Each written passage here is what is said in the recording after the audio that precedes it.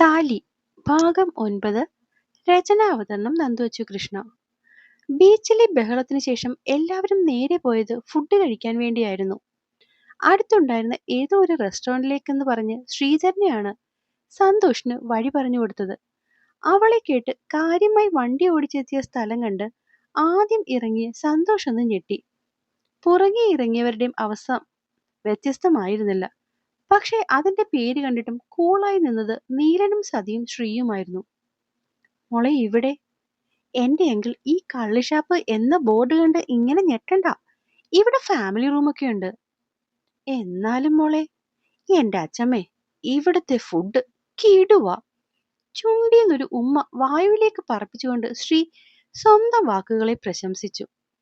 ആ കാര്യത്തിൽ ആർക്കും അഭിപ്രായ വ്യത്യാസം ഇല്ലാത്തത് കൊണ്ട് തന്നെ കൂടുതൽ തർക്കങ്ങളൊന്നുമില്ലാതെ അവർ അകത്തേക്ക് കയറിയ ഉടനെ ഓർഡർ എടുക്കാൻ വന്നയാളോട് അവിടുത്തെ എല്ലാ സ്പെഷ്യലും ഓരോ പ്ലേറ്റ് കൊണ്ടുവന്നോളെന്ന് ശ്രീ കയറി പറഞ്ഞു. ശ്രീമോളെ, സതി അവളെ ദേഷ്യത്തോടെ വിളിച്ചു. അമ്മ മിണ്ടാതിരുന്നേ. ഇന്ന് എല്ലാ കാര്യങ്ങളും എന്റെ ഇഷ്ടപ്രകാരം എന്നാ സന്തോഷങ്ങൾ പറഞ്ഞിരിക്കുന്നേ, അല്ലേ അങ്കിളെ? പിന്നല്ല. സന്തോഷേ വേണ്ട. സൂചി കൊത്താൻ ഇടം കൊടുത്താൽ തൂമ്പ കയറ്റി അവിടെ കുളം കുടിക്കുന്ന മുതലാ മോനെ ഇത്. പൂടി അവിടുന്ന്. എന്റെ മോള് എനിക്കിഷ്ടമുള്ളതൊക്കെ ചെയ്യും. നീ പറഞ്ഞോടി കുഞ്ഞെ. ഡാ, അതാണ്. ഫുഡ് കൊണ്ടുവരുന്ന സമയം കൊണ്ട് ശ്രീയും ദേവോട്ടനും ചിത്രയും ഒക്കെ ആകെ ബഹളമായിരുന്നു. പക്ഷെ ആഹാരം കൊണ്ടുവന്നതിന് ശേഷമാണ് തനിക്ക് പണി കിട്ടിയെന്ന് മിത്രയ്ക്ക് മനസ്സിലായത്. എല്ലാത്തിനും ഒരു രക്ഷയില്ലാത്ത എരിവ്. ഒന്ന് തൊട്ട് നാവിൽ വെച്ചതേ ഉള്ളൂ കണ്ണിൽ നിന്നും കൂടെ കണ്ണുനീരൊഴുകാൻ തുടങ്ങി. ഒരുപാട് എരിവാന്നോടി? ഇല്ല ശ്രീകുട്ടി, കുഴപ്പമില്ല. എടി മോളെ, എരിവില്ലാത്ത സാധനങ്ങളും പറഞ്ഞിട്ടുണ്ട്. ഇപ്പൊ വരൂട്ടോ. ഏയ്, എനിക്കായിട്ട് സ്പെഷ്യലൊന്നും വേണ്ട ശ്രീകുട്ടി. അതൊക്കെ വേണം. നീ ചുമ്മാ മിണ്ടാതിരുന്നേ. ശ്രീകുട്ടി അവളെ നോക്കിയൊന്ന് കണ്ണുരുട്ടി. പക്ഷെങ്കി അവൾക്ക് വേണ്ടി കൊണ്ടുവന്ന കറിയും ഏറെക്കുറെ ഇതൊക്കെ തന്നെയായിരുന്നു. അവൾ അതിൽ നിന്നൊരൽപ്പം പാത്രത്തിലേക്ക് ഒഴിച്ച് നാവിലേക്ക് വെച്ചതും കണ്ണ് ഇറുക്കി അടച്ചു. പരാതിയൊന്നും പറയാതെ കണ്ണ് നിറച്ച് അപ്പം മാത്രം പിച്ചി പിച്ചി കഴിക്കുന്നവളെ ശ്രീകുട്ടനും ശ്രദ്ധിക്കുന്നുണ്ടായിരുന്നു. ഇവളെന്താ ഇങ്ങനെ? വേണ്ട എങ്കിൽ കഴിക്കാതിരുന്നൂടെ? സത്യം പറഞ്ഞാൽ അവൻ അവളുടെ സ്വഭാവം വല്ലാതെ ഇറിറ്റേറ്റ് ചെയ്തു. അല്പം കഴിഞ്ഞ് എല്ലാവരുടെയും സംസാരം കേൾക്കെ തല ഉയർത്തി നോക്കുമ്പോൾ എല്ലാവരും കഴിച്ചു കഴിഞ്ഞു. കാരണം മിത്രയൊഴിച്ച് മറ്റാർക്കും എരിവ് വലിയ ബുദ്ധിമുട്ടില്ലല്ലോ. അത് കണ്ടതും അവള് കഴിച്ചുകൊണ്ടിരുന്നത് നിർത്തി. കൊടുത്ത രണ്ടപ്പത്തിൽ ഒരെണ്ണം ബാക്കി. ചിക്കനും ക്രാബും ഒക്കെ അതുപോലെ അവിടെ ഉണ്ട്. ശ്രീകുട്ടി അവളെ തന്നെ നോക്കി. ഞാൻ വീട്ടിൽ നിന്ന് കഴിച്ചിട്ടാ ഇറങ്ങിയെ, അതുകൊണ്ടാ. സത്യം? ശ്രീകുട്ടി കഴിച്ച കൈ അവൾക്ക് നേരെ നീട്ടി. സത്യം. ഒരു ചെറുപഴമാണ് കഴിച്ചതെന്ന് ചിന്തിച്ച് മിത്ര സത്യവും ചെയ്തു. എല്ലാവരും കൈ കഴുകി അവസാനം മിത്ര പുറത്തേക്ക് ഇറങ്ങുമ്പോൾ കാണുന്നത് ഫോണിലേക്ക് നോക്കി നിൽക്കുന്ന ശ്രീയാണ്. അതിൽ വെളിച്ചം കാണുന്നുണ്ട്. മിത്ര അവനെ ശ്രദ്ധിക്കാതെ പോകാൻ തുടങ്ങുമ്പോഴേക്കും അവൻ ഫോൺ ഓഫാക്കി തിരിഞ്ഞിരുന്നു. മുഖമെല്ലാം വലിഞ്ഞു മുറുകി കണ്ണുകൾ ഇറുക്കി അടച്ചവൻ ഒരു നിമിഷം ദേഷ്യത്തെ അടക്കാൻ ശ്രമിച്ചു. 1-2 നിമിഷങ്ങൾക്കപ്പുറം കണ്ണു തുറക്കുമ്പോൾ കാണുന്നത് മുന്നിലൂടെ പോകുന്ന മിത്രയാണ്. ദേവ, അവള് തിരിഞ്ഞു നിന്നു. നീ നീ വൈകിട്ടെന്താ കഴിച്ചേ? പെട്ടെന്നുള്ള അവന്റെ ആ ചോദ്യത്തിൽ അവളൊന്ന് പകച്ചുപോയി. സത്യത്തിൽ നിനക്ക് എങ്ങനെയാ ദേവ ഈ നല്ല വിള ചമഞ്ഞ് നടക്കാൻ സാധിക്കുന്നത്? മടുക്കുന്നില്ലേ ഈ അഭിനയിച്ച്? അവന്റെ വാക്കുകളിൽ വല്ലാത്തൊരു പുച്ഛം നിറഞ്ഞു നിന്നിരുന്നു. പെട്ടെന്ന് ഇങ്ങനെയൊക്കെ കേൾക്കേണ്ടി വന്നതും മിത്ര അവനെ തന്നെ നോക്കി നിന്നുപോയി. അകത്തുള്ള ആഹാരം നിനക്ക് ഇഷ്ടമില്ലായിരുന്നെങ്കിൽ വേണ്ടാന്ന് പറഞ്ഞുകൂടായിരുന്നോ? അതെങ്ങനെയാ? അങ്ങനെ പറഞ്ഞാൽ നിന്റെ ഇമേജ് മൊത്തം പൊളിയില്ലേ? വല്ലാത്ത കഷ്ടമുണ്ട് ദേവ. അവന്റെ ഓരോരോ വാക്കുകളിലും അവള് തറഞ്ഞു നിന്നു. പ്രതീക്ഷിക്കാത്ത എന്തോ കേട്ടതുകൊണ്ടാകും അവനെ തന്നെ നോക്കി നിന്ന ഇരു കണ്ണുകളും നിറഞ്ഞു പോയത്. ശ്രീ അത് കണ്ടെങ്കിലും കാണാത്ത പോലെ പെട്ടെന്ന് മുഖം വെട്ടിച്ചു. ഒഴുകിയിറങ്ങുന്ന കണ്ണുനീർ തുടയ്ക്കാൻ പോലും മറന്നു നിന്നവളെ ബോധത്തിലേക്ക് എത്തിച്ചത് പിൻവിളിയാണ്. മിത്ര! പെട്ടെന്നുള്ള വിളിയിൽ അവൾ ഞെട്ടിത്തിരിഞ്ഞു നോക്കുമ്പോൾ കണ്ടു ശ്രീകുട്ടിയെ. നീ എന്താ ഇവിടെ നിൽക്കുന്നത്? അവിടേക്ക് പൊക്കോ, എല്ലാരും നിന്നെ തിരക്കുന്നുണ്ട്. കുറച്ചു മാറി എന്തൊക്കെയോ പറഞ്ഞു നിൽക്കുന്നവരെ നോക്കി ശ്രീകുട്ടി ഉറക്കെ വിളിച്ചു പറഞ്ഞു. മിത്ര അവളെ നോക്കാതെ തന്നെ തല താഴ്ത്തി മറ്റുള്ളവർക്കരിയിലേക്ക് നടന്നു. മിത്ര പോയിന്ന് കണ്ടതും ശ്രീകുട്ടി അവനെ ഒന്ന് നോക്കി. പക്ഷെ അവളെ ശ്രദ്ധിക്കാതെ കടന്നു പോകാൻ തുടങ്ങിയവനെ മുന്നിലേക്ക് ശ്രീകുട്ടി ഒന്നും കൂടി കയറി നിന്നു. ശ്രീയേട്ടാ. ആ, എന്താ? ഏട്ടൻ അവളോട് ഇപ്പൊ എന്താ സംസാരിച്ചേ? നീയൊക്കെ കേട്ട് കാണുമല്ലോ, പിന്നെന്തിനാ ഇപ്പൊ ഇങ്ങനൊരു ചോദ്യം? കേട്ടതുകൊണ്ടാണ് ഏട്ടനോട് ചോദിച്ചേ. അല്ല, ഞാൻ അറിയാൻ പാടില്ലാത്തോണ്ട് ചോദിക്കുക. എന്തുവാ ഏട്ടന്റെ പ്രശ്നം? കുറച്ചു മുന്നേ വരെ നല്ല സന്തോഷമായിരുന്നു. ഇപ്പൊ നോക്കുമ്പോ ഒരുമാതിരി ഇഞ്ചി കടിച്ച പോലുണ്ട്. അല്ല, കാര്യം എന്താ? ശ്രീകുട്ടിക്ക് അവന്റെ മൊത്തത്തിലുള്ള പെരുമാറ്റത്തിൽ വല്ലാത്തൊരു ഈർച്ചകേട് തോന്നുടങ്ങി. പ്രശ്നം എനിക്കല്ല, അവൾക്കാ. ശ്രീ ദേഷ്യത്തോടെ തലവെട്ടിച്ചു. അതെ, അവൾക്കാണ് പ്രശ്നം. കാരണം ആ പെണ്ണൊരു പാവമാണ്. ആരെന്തു പറഞ്ഞാലും മോങ്ങാൻ മാത്രമേ അറിയൂ. ശ്രീകുട്ടി ശ്വാസം വലിച്ചു വിട്ടു. ഏട്ടൻ അറിയോ, അവൾക്ക് എരിവ് പറ്റില്ലെന്ന് എല്ലാവർക്കും അറിയാം, ഈ പറയുന്ന എനിക്കും. എന്നിട്ടും ഞാനിവിടെ വന്നിട്ടുണ്ടെങ്കിൽ ഇവിടുത്തെ ഫുഡിനുള്ള എന്റെ ആഗ്രഹം അത്രയ്ക്കും വലുതായിരിക്കുമെന്ന് അവൾക്കറിയാം.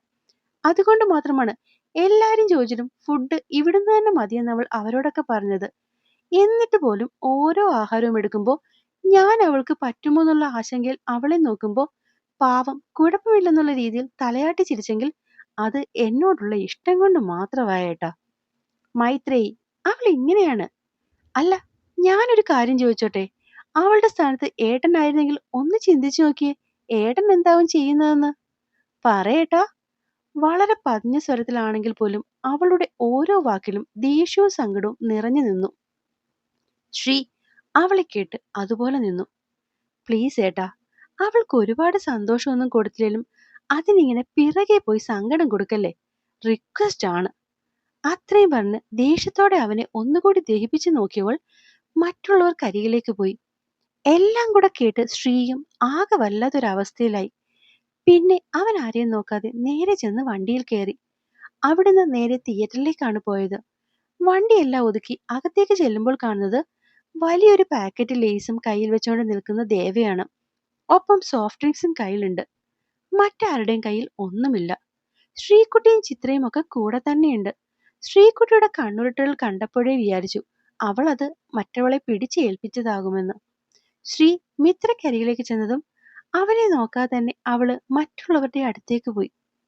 ഫിലിം കഴിഞ്ഞുള്ള തിരിച്ചുള്ള വരവിൽ അച്ചമ്മ മിത്തുവിനെ ശ്രീയുടെ വണ്ടിയിലേക്ക് വിളിച്ചെങ്കിലും അവൾ മനഃപൂർവ്വം അതിൽ കയറാതെ എന്തോ കാരണം പറഞ്ഞ് സന്തോഷിന്റെ വണ്ടിയിൽ തന്നെ കയറി.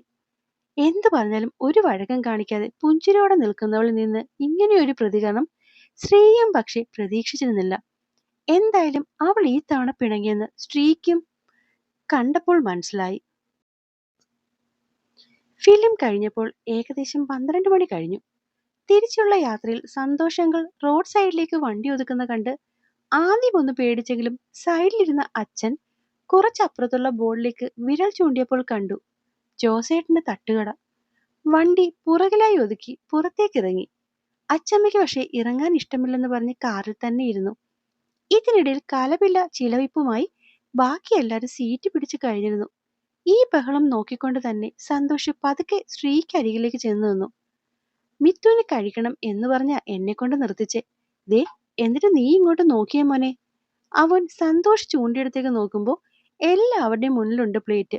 പക്ഷെ ഞെട്ടിപ്പോയത് അതുവരെ അടുത്തു നിന്ന നീലനെയും അവർക്കൊപ്പം കണ്ടപ്പോഴാണ്. അത് കണ്ടതും ശ്രീ അറിയാതെ ചിരിച്ചുപോയി. തട്ടുദോശ എന്ന് എഴുതിയത് കണ്ടാൽ പോലും വിശപ്പിന്റെ വിളി വരുന്നൊരാങ്കിൾ. അപ്പൊ പിന്നെ പറഞ്ഞിട്ട് കാര്യമൊന്നുമില്ല. ഹാ, എനിക്കും അത് തോന്നി.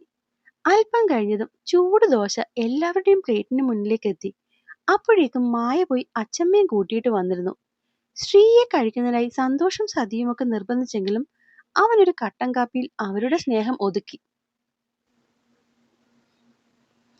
ശ്രീ എല്ലാവരുടെയും മുന്നിലെ ആഹാരത്തിലേക്ക് ഒരു നിമിഷം നോക്കി. ശ്രീകുട്ടിയും ചിത്രയും ചേർത്ത് എല്ലാവരും വൈകിട്ട് നല്ല പിടിപിടിച്ചതാണ്. എന്നിട്ടും ഇരുന്ന് ഈ ജാതി കഴിക്കുന്ന കണ്ട് ശ്രീ ചെറിയൊരു അമ്പരപ്പോടെ എല്ലാവരിലും കണ്ണുപായിച്ചു. പക്ഷെ ആ നോട്ടം ഒരല്പനേരത്തേക്കെങ്കിലും തങ്ങി നിന്നത് മിത്രയിലെത്തിയപ്പോൾ മാത്രമാണ്. ചൂട് ദോശയും ചട്നിയും ഒപ്പം പപ്പടവും ആസ്വദിച്ച് കഴിക്കുന്നുണ്ട്. നല്ല വിശപ്പുണ്ടായിരുന്നു തോന്നുന്നു.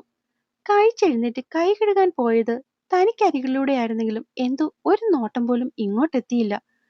സാധാരണ ശ്രീകുട്ടിയൊക്കെ പിണങ്ങുമ്പോൾ അത് മുഖത്ത് എഴുതി വെച്ചിരിക്കും. മറ്റുള്ളവർക്കത് ദൃഷ്ട്യാ പ്രകടവുമായിരിക്കും. ഈ ചുണ്ടൊക്കെ കൂർപ്പിച്ചു പിടിച്ച് ഒക്കത്തിനും ദേഷ്യം കാണിച്ച് ആകെ മുഷിഞ്ഞൊരു ഭാവമാവും. പിണക്കം ഒരാളോടാണെങ്കിലും അതെല്ലാം ഒരുമിച്ച് അനുഭവിക്കേണ്ടി വരുന്നൊരവസ്ഥ. പക്ഷേ ഇവിടെ അങ്ങനെയൊന്നുമില്ല. ആരോടും വാശിയില്ല, ആരോടും മിണ്ടാതിരിക്കുന്നുമില്ല, എന്നാൽ ആരോടും പിണക്കവുമില്ല, എന്നോടൊഴിച്ച്. മടങ്ങിയവൾ ശ്രീകുട്ടിക്കരികിലെത്തും വരെ എന്റെ കണ്ണുകൾ അവൾക്ക് അകമ്പടി പോയിരുന്നു എന്ന് മനസ്സിലായത് അമ്മ തന്നെ തട്ടി വിളിച്ചപ്പോഴായിരുന്നു. നീ എന്താ ശ്രീ, കണ്ണും തുറന്ന് സ്വപ്നം കാണുകയാണോ? അപ്പോൾ എന്നെ കേൾക്കുകയും വായിക്കുകയും ചെയ്യുന്ന എൻ്റെ കൂട്ടുകാർക്ക് കഥ ഇഷ്ടമാവുന്നുണ്ടെങ്കിൽ സബ്സ്ക്രൈബ് ചെയ്ത് സപ്പോർട്ട് ചെയ്യാൻ മറക്കല്ലേ. നന്ദി.